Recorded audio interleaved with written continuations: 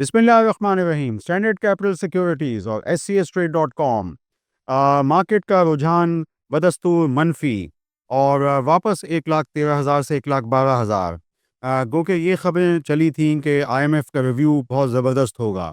लेकिन ये कि अभी हम देख रहे हैं कि IMF को प्रेजेंटेशंस दी जाएंगी। FBI रेवेन्यू में चूँकि बहुत बड़ी शॉर्टफॉल है, और इसके अलावा ये कि जो हुकूमत तवातुर से कहती है कि कुछ बिजली के टैरिफ्स कम कर देंगे, तो हो सकता है कि ये ना माना जाए। इस तरह की बहुत सारी बातें हैं।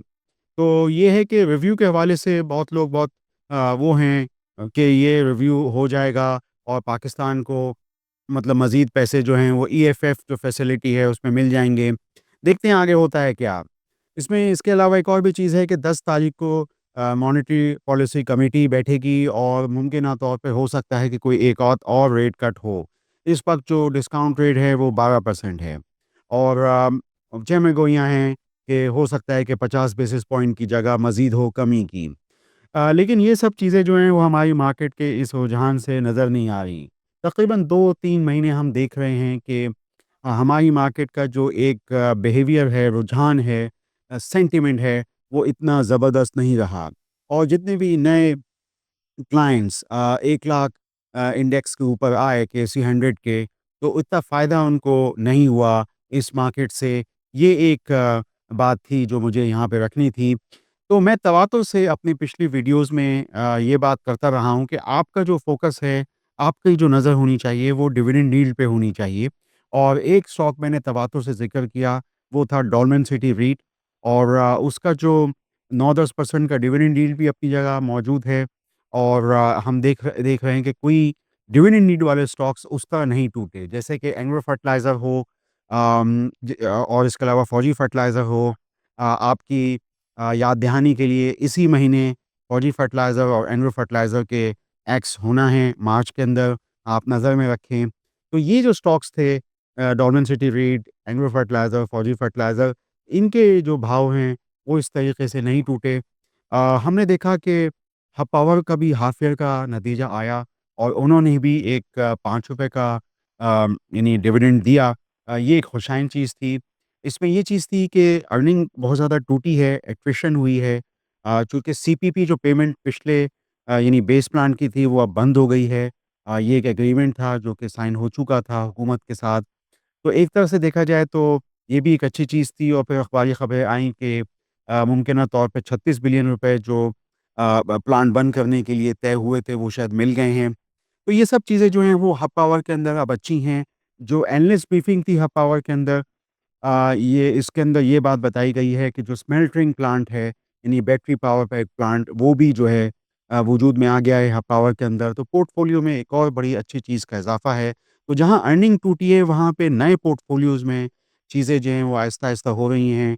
BYD की डिलीवरी भी इसी में आती है, मेगा मोटर्स के तवज्जुद से हब पावर के अंदर। तो ये मैं जो बात पूरी मैंने की वो डिविडेंड यील्ड के पर्सपेक्टिव से ही की। पिछले सालों में हब पावर का जो डिविडेंड वो ₹20 तक होता था। एक आध साल ज़्यादा भी डिविडेंड आया। लेकिन ये है कि अब हो सकता है कि नए पोर्टफोलियोज़ में चूँकि जा रहे हैं, कैश है, तो अब नए पोर्टफोलियो में जाने के लिए हो सकता है कि तज्ज़िया-कारों का ख़्याल है कि कुछ डिविडेंड यील्ड में कमी हो। लेकिन चूँकि कंपनी जो है वो अब ग्रोथ फ़ेज़ में है, पहले एक बॉन्ड लाइक स्टॉक था हब पावर, अब वो चीज़ नहीं है। अब पावर एक ग्रोथ फ़ेज़ में है, तो इस वजह से हम इसको एक रूम दे सकते हैं कि हाँ, ये भी कंपनी जो है वो आगे चल के पोर्टफ़ोलियोज़ के हिसाब से इसके जो अच्छे नताइज हैं, वो 2026 के फ़िस्कल में, 2027 और 28 के फ़िस्कल में अच्छे होंगे। तो एक लॉन्ग टर्म के लिए अच्छी इन्वेस्टमेंट है। एक आध और कंपनी एंग्रो होल्डिंग, जिसके अंदर मतलब एंग्रो कॉर्प, तो अब एंग्रो कॉर्प के अंदर बहुत सारी कंपनियाँ हैं। तो एंग्रो होल्डिंग में लोगों को डिविडेंड नहीं मिल सका। दिसंबर की जो नताइज थे उसमें उन्हें डिविडेंड नहीं आया।